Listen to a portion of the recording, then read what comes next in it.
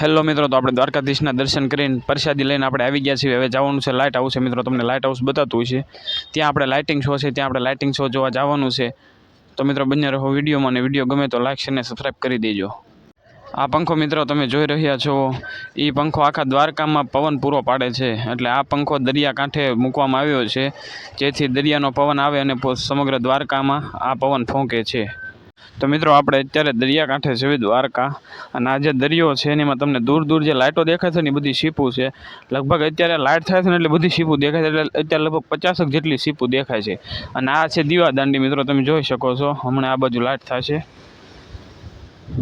દીવાદાંડીમાં પણ સરસ મજાની લાઇટ થાય છે. દીવાદાંડી એટલે કે આમ દૂરથી જે જહાજો વહાણ હોડીઓ હોય એને ખબર પડે કે રાત્રે કે અહીંયા કિનારો છે, એટલા માટે દીવાદાંડી હોય છે મિત્રો. તો મિત્રો આપણે દીવાદાંડીથી થોડાક દૂર બેઠા છીએ, કારણ કે અત્યારે રાત્રે દીવાદાંડીએ જવા દેતા નથી, એટલે આપણે દૂરથી શૂટ કરવું પડશે.